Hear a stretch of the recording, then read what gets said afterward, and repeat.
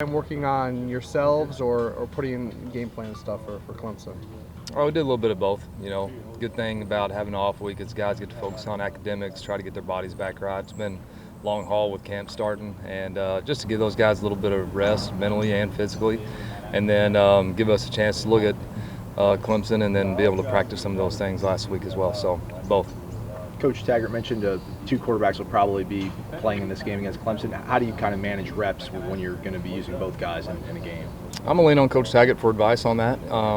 He's ultimately the head football coach, so he's going to make the decision on which guy's going at that certain time. So, whether or not it's a guy who's playing well or we just want to rotate them, I think that's all going to be a game time decision. Both guys are very capable of executing the offense. We feel really good about them. But getting them ready in practice, will it just be a 50-50 thing, or do you look at one guy and think maybe he needs more reps? In terms of managing reps in practice, how do you kind of go about that when you're going to want to use two guys? Yeah, I don't think we're going to change the way we've been practicing them. Both those guys have been getting reps with the ones and twos. That'll continue.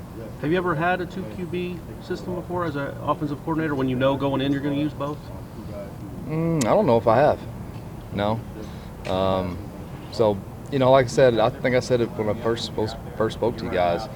Alex is a starter. He is a starter. He is a very experienced guy. James is a starter. So both those guys are very capable. Feel comfortable with both of them on the field and know that both of them can get the job done. James plays on such high emotion. Coach Taggart said he doesn't want to change who a guy is, but is playing with the proper sort of emotion for James an important thing, a coaching point for you when you're talking to him? I don't think he plays out of character emotionally. I think that he still is able to think calmly and make good decisions, and he's not a guy who's just so out there that he loses his mind. I mean, he's a passionate person. That's who he is, and guys feed off that, and he plays that. But he doesn't play where he's not able to execute and do the things you need him to do. How does crowd noise impact wanting to go the tempo that you want to?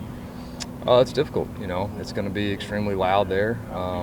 You got to try to make all the calls up front, get that all communicated so everybody's on the same page, and then try to get off all on time, and it makes it difficult.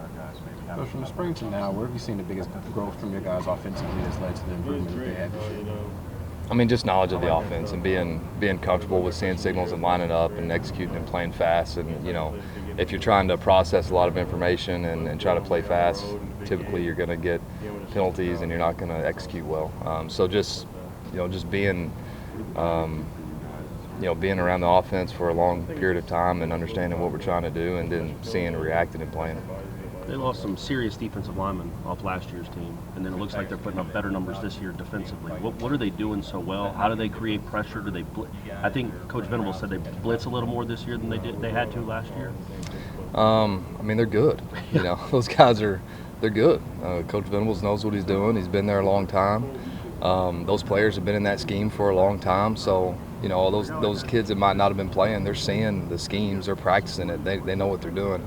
And he does a lot of things as far as pressures. He brings a lot of exotic things, and he can do that because they've been there. They've had a system that the guys know, and he's one of the top DCs in the country. Does a great job. When you guys at the end of the last game against NC State, it looked like you were cut blocking but some of it they didn't connect, or they looked like they were just going to the ground. Is that the plan to just kind of fall? I'm only asking because fans were asking what they were doing on those plays.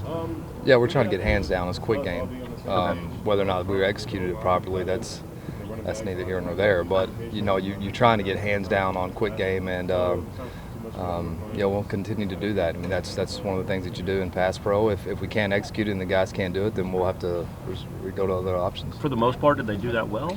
At times. Okay. Most teams, or a lot of teams, when they try to go two quarterbacks, it's because they don't quite have trust in either guy. But like you said, you got two guys who are starters, two guys who've had success with this offense. What kind of advantage can it be for this team to use two guys? Well, you got to make sure both guys are healthy first and foremost. So I think that we have that. What kind of advantage does it have? I don't know. You got, like I said, both guys are capable of doing it. They're going to be able to go out there and execute the offense and run it. So, I look forward to them both doing that. For your offensive line, do you and Randy have to get creative when you're going up against a team that's as imposing as Clemson, or is it just these guys, your offensive line, they got to be on their game going up against a team like that? Yeah, at some point you got to block the guy in front of you. you got to be better than him. You know, you can scheme up as much as you want to scheme up, but if you get in one-on-one situations, you got to be better than that guy blocking him, and you got to get the ball out. So those are two things that got to happen. How has Dante Lucas done this year as a true freshman? You don't usually see a true freshman on the offensive line. How has he progressed throughout the year? I love the way Dante plays. He loves football. He's passionate about the game. You know, there's going to be some busts there. You know, we know that. We understand that. And but his busts are going full speed. You know, and that's the thing that I appreciate him. He really loves playing the game. And I think he's put in the work to really try to be a really good football player and a good teammate.